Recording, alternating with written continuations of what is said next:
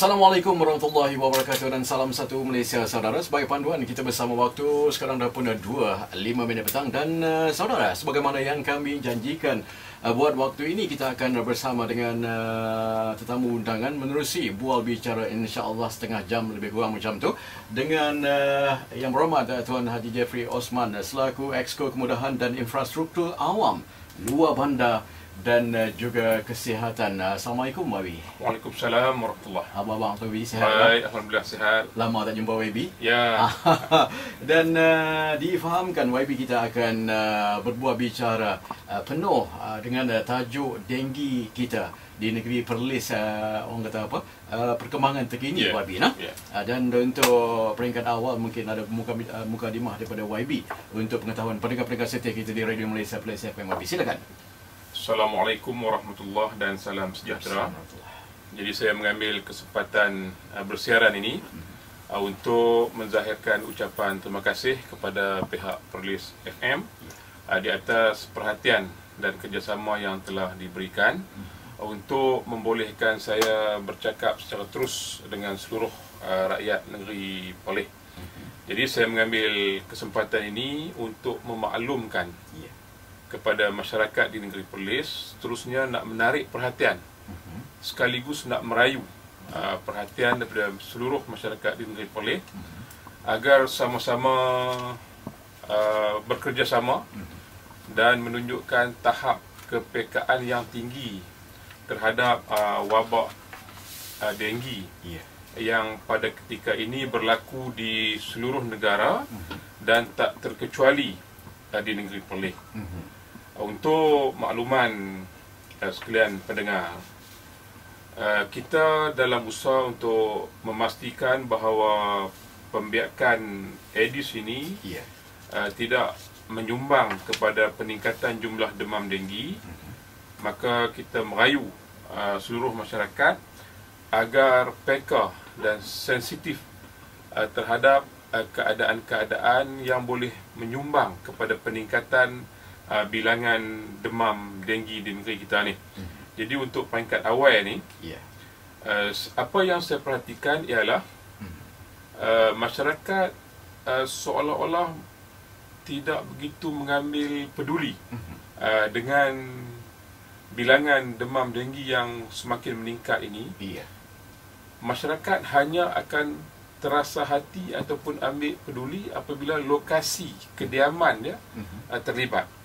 Sepatutnya misalnya kalau kampung A terlibat, kampung-kampung yang berdekatan dengan kampung-kampung tersebut juga perlu mengambil langkahan awal agar jangan kampung dia akhirnya juga akan terlibat dengan wabak denggi ini.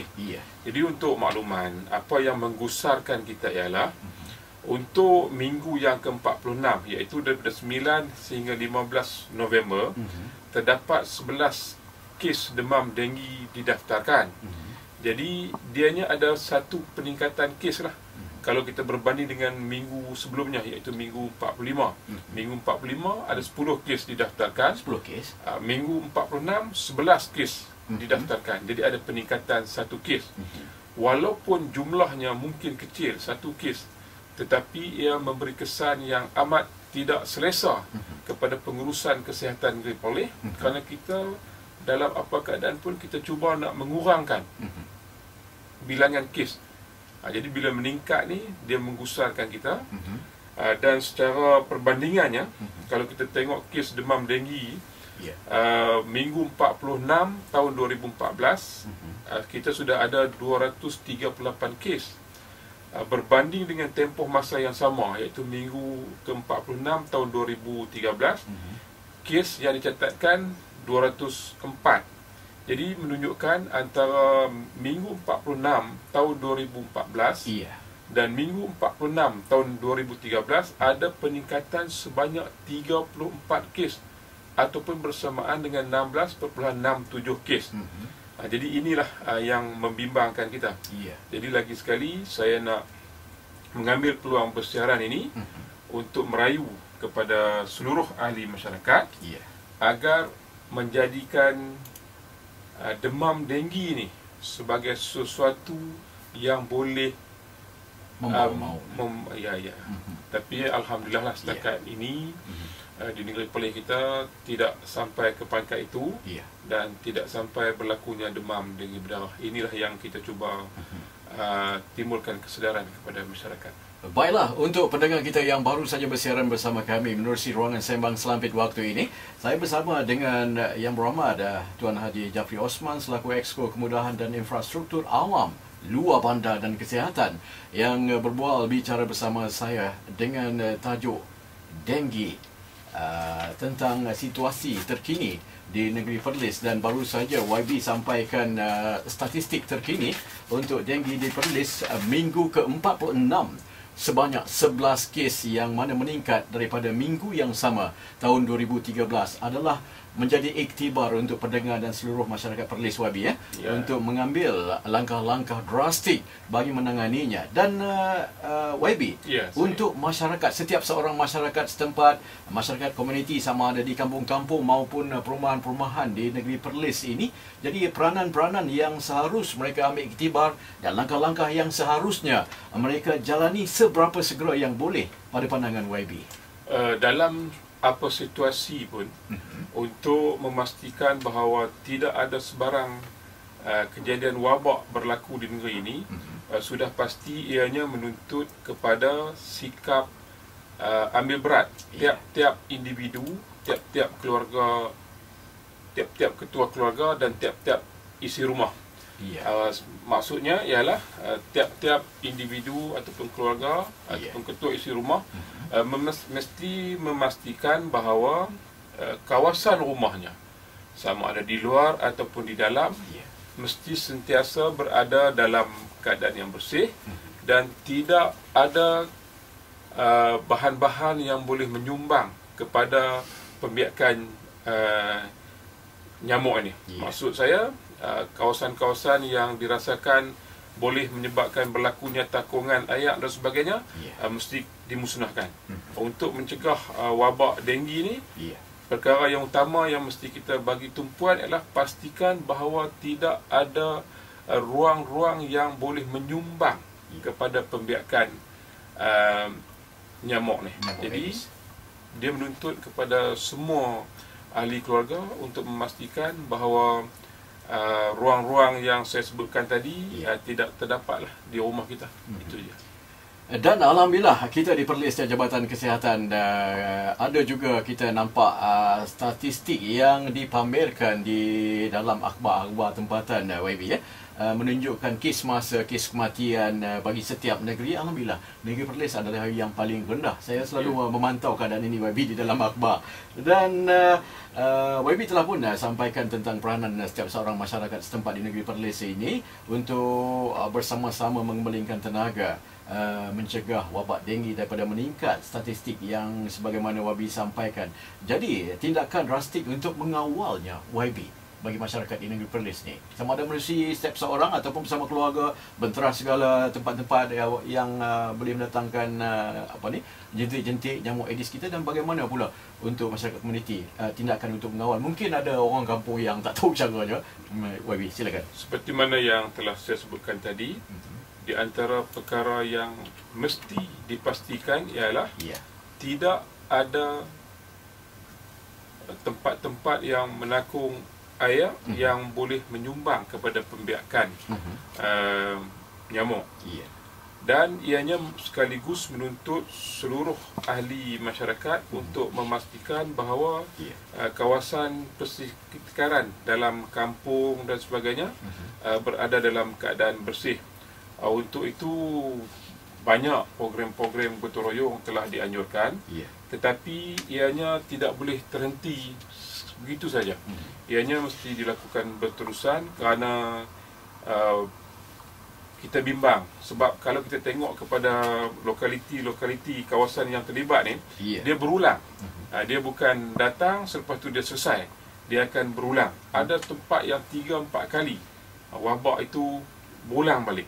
Ini menunjukkan bahawa kita tak boleh membersihkan kawasan rumah kita hanya pada ketika berlaku demam saja.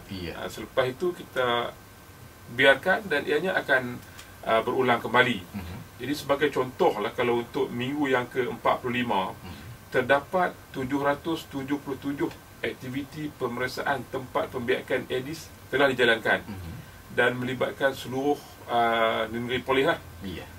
Daripada pemeriksaan itu, kita dapati 45 premis positif pembiakan Aedes yang kita temui. Dan untuk makluman, terdapat 2 kawasan wabak terkawal yang telah dikesan pada minggu yang ke-46 ni, iaitu Jalan Raja Said Alwi dan Pangsapuri Seri Senang.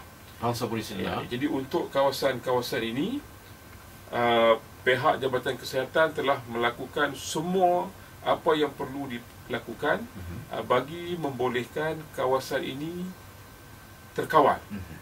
Kita bimbang sebab ini adalah kawasan-kawasan yang mempunyai kepadatan penduduk yang tinggi.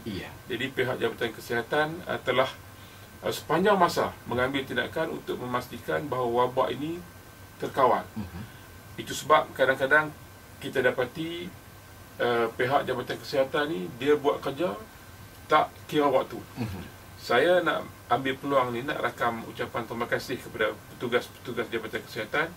Kalaupun sampai pukul 5 pagi, pasukan ini akan bergerak untuk memastikan bahawa penempatan-penempatan yang ada di negeri ini akan bebas daripada demam pembiakan Aedes ni.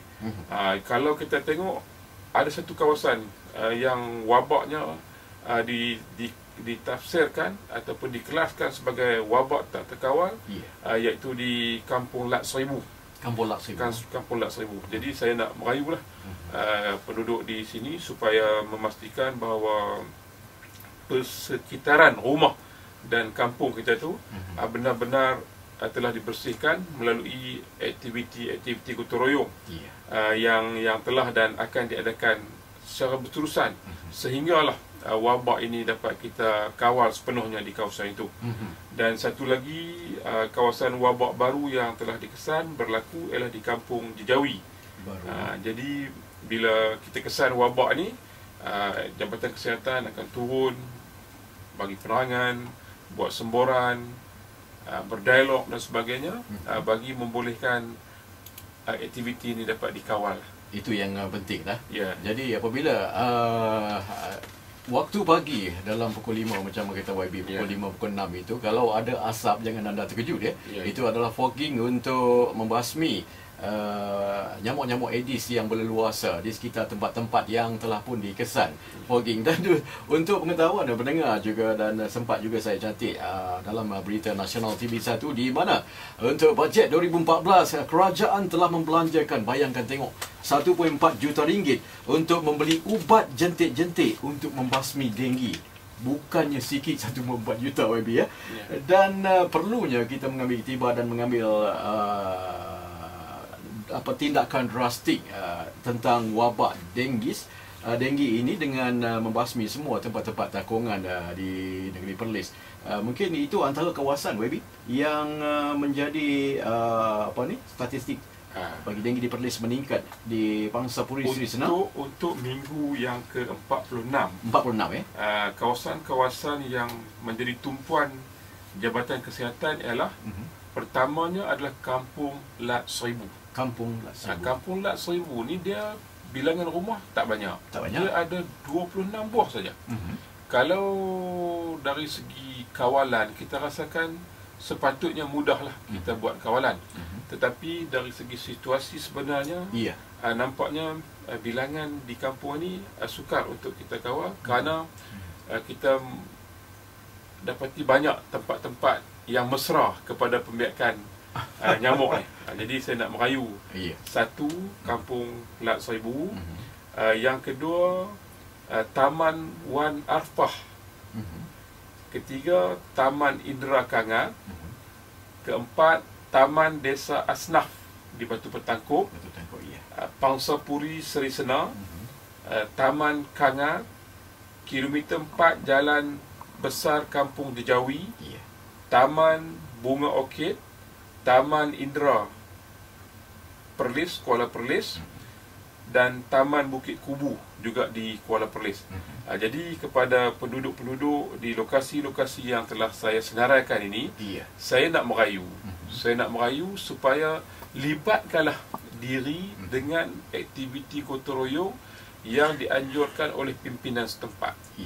Kalau kita semua melibatkan diri dengan aktiviti gotong royong yang dianjurkan oleh pimpinan setempat, saya yakin kebarangkalian penduduk-penduduk di lokasi-lokasi yang saya sebutkan tadi untuk mengidap demam ini akan dapat kita kurangkan.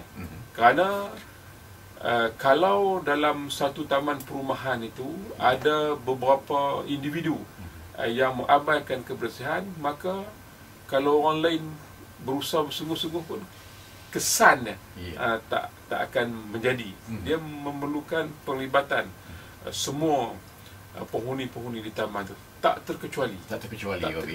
Dan ingin juga mungkin saya dan pendengar juga ingin ketahui juga YB, untuk kawasan-kawasan ataupun taman perumahan yang YB sebut, jadi fokus kepada peningkatan statistik ini, masalah denggi ini jumpa maksudnya dalam takungan ke YB yang macam mana, tempat-tempat macam ni, dalam parit ke? Dia berpandukan kepada pengalaman kita sebelum inilah. Sebab dia telah ada 238 lokaliti yang telah dikesan semenjak daripada minggu pertama. Dan 238 lokaliti ini adalah lokaliti yang diantaranya berulang bukan lokaliti baru. Ada yang berulang sampai 4 kali, ada yang sampai 5 kali. Di antara tempat-tempat yang menjadi kesukaan pembiakan nyamuk ni ialah tayar yang terpakai ni. Tayar buruk ni. Pasu-pasu bunga, longkang yang tersumbat yang di dalamnya ada air yang jernih. Dan kita juga kesan ada rumah-rumah yang terbiar tu dalam tangki-tangki tu. Dalam tangki tu yang rumah kosong dan sebagainya. Jadi tindakan yang berkesan telah dibuat oleh pihak Jabatan Kesihatan dengan memasukkan ubat-ubat pencegahan dalam tangki-tangki rumah-rumah yang terbiar ni. Jadi setakat hari ini saya rasa tindakan yang telah diambil oleh pihak Jabatan Kesihatan itu memadai. Cuma untuk memastikan ianya menjadi lebih berkesan, penglibatan ahli masyarakat diperlukan. Ada setengah rumah-rumah yang bila kita nak buat semburan, dia tak bagi kerjasama. Jadi ini menyukarkan tindakan berkesan diambil. Jadi saya nak merayu kepada tuan punya premis, tolong bagi kerjasama kepada pihak Jabatan Kesihatan untuk memastikan semburan ini sampai ke sasarannya. Kalau kita mengikut akta yang ada pada kita boleh akhirnya minta bantuan daripada pihak berkuasa seperti Polis Diraja Malaysia dan sebagainya. Tetapi alhamdulillah nampaknya di negeri Perlis benda itu tak sampai ke tahap itu. Cuma dalam beberapa kes ada peniaga-peniaga ni, peniaga-peniaga daripada luar yang menyewa rumah-rumah di taman perumahan ni. Dia kadang-kadang kita dapati dia balik rumah pukul 5 pagi. Selepas berniaga di luar pukul 5 pagi baru dia sampai rumah. Kita pukul 5 pagi pun kita hadir untuk melakukan tindakan yang sepatutnya dilakukan oleh pihak Jabatan Kesihatan. Jadi kalau sampai ke peringkat itu kesungguhan Jabatan Kesihatan, maka tak patut sangatlah kalau masyarakat tak bagi kerjasama. Dalam pada itu, dalam kita mendidik, tindakan penguatkuasaan juga kita buat. Sebab kalau mendidik tanpa ada ganjaran, keberkesanan tindakan kita tu tak akan menyerlah, tak akan menjadi. Jadi untuk makluman, untuk minggu yang ke-45 saja, sebanyak 6 kompaun telah dikeluarkan. Jadi notis-notis tu banyaklah. Notis Seksyen 8, Seksyen 5 tu banyak. Operasi cari dan musnah kita ada 39. Surat peringatan kita ada 4. Jadi kepada masyarakat, walaupun kompaun, notis, surat peringatan ini dikeluarkan, itu adalah langkah terakhir Ya. yang diambil oleh pihak Jabatan Kesihatan. Pihak Jabatan Kesihatan lebih cenderung untuk melakukan aktiviti pendidikan dalam usaha untuk memastikan wabak ini tidak menjadi ancaman kepada keadaan kesihatan di negeri ini. Tetapi dalam kita mendidik, sikit ganjaran kita nak kena lakukan supaya masyarakat akan lihat bahawa bahawa compound itu kita keluarkan sebab selepas kita pujuk, kita rayu, kalau tak berkesan juga tidak ada pilihan. Tindakan mengcompound terpaksa dilakukanlah. Ya, mana kata ada yang premis-premis yang ataupun tempat-tempat yang dikesan itu degil babi Peringkat awam gitulah sebab dia tak merasakan bahawa demam ini sebagai ancaman. Dia akan merasakan sebagai ancaman bila kena diri dia ataupun keluarga terdekatnya. Kalau kena jiran tetangga ataupun ahli masyarakat yang lain, dia tak terasa seperti mana kalau kena kepada diri dia sendiri. Jadi orang tua selalu kata kalau dah terantuk baru nak tenadah, yang tu terlambatlah. Yang tu yang sebenarnya YB. Dan untuk yang mungkin YB boleh bagi sikit kod tentang keadaan orang yang telah pun kena penyakit denggi, dia demam, panas, macam mana YB tu?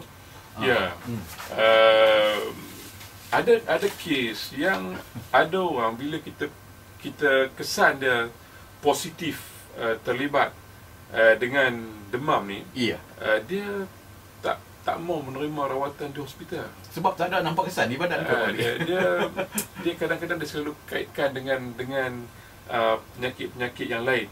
Jadi saya nak ambil peluang ni, satu, tanda-tanda awal demam denggi. Ini yang penting. Seperti demam kuat secara mengejut. Demam kuat secara mengejut. Tiba-tiba demam. Pagi tadi sihat, tengah hari datang main demam. Ada kes, banyak kes yang dia bawa demam ini daripada tempat lain. Kadang-kadang dia pergi melawat anak dia, pergi ziarah saudara mara dia di lain tempat. Dia balik bercuti, dia kena di sana. Tapi bila dia balik di sini, dia kena demam. Jadi ada juga kes yang macam tu. Jadi secara umumnya dia demam kuat secara mengejut, sakit kepala, sakit belakang mata. Jadi melalui pengalaman saya berinteraksi dengan orang yang biasa mengidap demam ni, dia tu sakit sangat-sangat. Macam nak luruh katanya macam itulah. Sakit otot dan sendi, hilang selera makan. Ini kalau yang serius dia ada ruam pada kulit dan pendarahan di badan lah. Jadi itu adalah tanda-tanda. Jadi kalau ada tanda-tanda tu, jangan berlengah lagi lah. Mesti segera ke pusat kesihatan ataupun ke hospital untuk memastikan bahawa rawatan yang terbaik dapat diberikan. Dan untuk makluman pendengar, kalau kita nak bercakap soal kos merawat orang demam denggi ni tinggi. Bila dia disahkan demam denggi, lebih daripada RM3,000 kos rawatan untuk seorang individu. Dan kalau sampai ke peringkat berdarah, lebih daripada RM10,000. Itu dia. Jadi itu kos. Tetapi kos itu menjadi kecil kalau berbanding dengan nyawa rakyat negeri ini. Jadi kalau kita tengok kos tu mungkin dalam situasi tertentu besar. Tetapi demi untuk kesejahteraan rakyat negeri ini, kos yang sebesar itu boleh ditanggung oleh pihak berkuasa dengan syarat rakyat akan segera ke pusat-pusat kesihatan ataupun ke hospital bila berlaku tanda-tanda ni. Jadi kita sebagai rakyat, sebagai ahli masyarakat, kita boleh buat sendiri semboran di rumah pada waktu kemuncak nyamuk aktif ni. Nyamuk aktif pun dia ada waktu. Ada waktu juga. Pukul 8 sampai 10 pagi dia aktif. Masa ni dia sangat aktif, jadi kita kena buat semboran. Dan kalau sebelah petang, pukul 6 petang sampai pukul 10 malam. Jadi kita nak kena tutup lah tingkap-tingkap dan sebagainya. Jadi tempat-tempat pembiakan Aedes ni, kita boleh ambil masa hujung minggu 10 minit je. Kita nak kena tengok tempat-tempat kolah ayam, dulang peti sejuk, pam tandas, alas pasu bunga, itu tempat-tempat lumrah yang boleh kita kesan. Lokasi yang si kaki belang tu minat. Yang dia berminat. Jadi kita boleh lakukan pencegahan ini dengan menggunakan itulah seperti yang saya sebutkan, semburan, menggunakan lingkaran ubat musir nyamuk, kelamu, benda-benda yang macam tu. Yang bersih kawasan tu dah kita selalu sebutkan lah. Jadi itulah benda-benda yang patut dilakukan oleh ahli masyarakat untuk memastikan bahawa pembiakan Aedes ini tidak bermerajalela di negara kita. Itu yang penting, saranan daripada YB, tindakan sama ada secara individu maupun sekeluarga maupun komuniti untuk seberapa segera kita bertindak. Dan YB, sampai kita ke peringkat akhir ini, harapan YB untuk pendengar-pendengar dan seluruh rakyat negeri Perlis tentang wabak denggi yang terkini, YB. Harapan saya kepada pendengar dan seluruh penduduk negeri Perlis, jadikan ancaman wabak denggi ini sebagai sesuatu yang boleh mengundang kepada kejadian-kejadian yang tidak diingini berlaku dalam keluarga kita. Semua orang mesti terlibat dalam usaha memerangi wabak ini, kerana jika ada yang mengambil sikap berkecuali dan menyerahkan tanggungjawab ini kepada pihak lain, maka yang pastinya adalah soal keberkesanan tindakan itu. Ianya memerlukan penglibatan daripada semua pihak, tak terkecuali seorang pun. Kerana kalau ada yang memandang isu ini sebagai sesuatu yang remeh, maka malanglah bagi masyarakat setempat. Dan saya nak mengambil kesempatan di akhir bersiaran ini, satu, untuk mengucapkan terima kasih kepada seluruh petugas-petugas Jabatan Kesihatan Negeri Perlis yang terlibat khusus dalam usaha untuk mengawal wabak denggi. Saya insaf bahawa kebanyakan tindakan-tindakan kita ataupun waktu bekerja kita ada di luar waktu kebiasaan. Dan saya amat mengkagumi sikap dan semangat yang telah dipamerkan. Lagi sekali saya nak ucap terima kasih dan syabas kepada seluruh petugas-petugas Jabatan Kesihatan yang telah terlibat dalam usaha memerangi wabak ini. Teruskanlah usaha murni ini untuk kesejahteraan rakyat, dan kepada jabatan-jabatan yang berkaitan yang boleh kata setiap minggu kita berkumpul, bermesyuarat untuk mencari jalan untuk menyusun tindakan. Jadi kepada jabatan-jabatan ini juga saya ucap terima kasih kerana penglibatan, kerjasama dan ambil berat yang telah dipamerkan selama ini. Tak terkecuali juga kepada pimpinan masyarakat JKK. Saya tengok dalam kita mengendalikan wabak ini, kerjasama yang diberikan oleh pengurusi JKK, pengurusi Badan Kebajikan Taman berada pada tahap yang amat membanggakan. Semuanya memberi perhatian yang cukup membanggakan kita. Alhamdulillah. Dan kepada ahli masyarakat, semua yang kita lakukan ini adalah untuk kesejahteraan kita dan keluarga kita. Amat wajarlah usaha murni ini mendapat dukungan sepenuhnya daripada segenap lapisan masyarakat. Itu dia saranan dan harapan daripada Yang Berhormat Tuan Haji Jafar, pelaku Exco Kemudahan dan Infrastruktur Awam Luar Bandar dan Kesihatan, untuk sama-sama kita insaf mengisafi tentang wabak denggi yang boleh membawa maut kepada manusia, insya-Allah. Maka jom ramai-ramai setiap seorang daripada kita dan masyarakat komuniti maupun penduduk setempat, sama-sama kita turun padang untuk membantu membentras sambil menurunkan statistik wabak denggi di negeri Perlis ini. Dan usaha Jabatan Kesihatan pun turun padang juga. Apa jua program ada daripada Jabatan Kesihatan yang saya lihat YB sampaikan, diisi nyamuk Aedes itu di dalam botol, diminta untuk meneka berapa jumlahnya. Dan semua fakta-fakta pun tersusun oleh Jabatan Kesihatan, insya-Allah. Dan itu saja YB untuk waktu ini. Terima kasih atas kesempatan bersiaran, insya-Allah. Dan terima kasih juga untuk Yang Berhormat Tuan Haji Jafri Askan untuk Osman untuk bersama-sama waktu ini dalam mengendengahkan fakta wabak denggi yang seharusnya kita menjadi iktibar bersama. InsyaAllah. Sampai akhir dulu. Lain masa lain ketika, insyaAllah. Cegah sebelum parah. Assalamualaikum.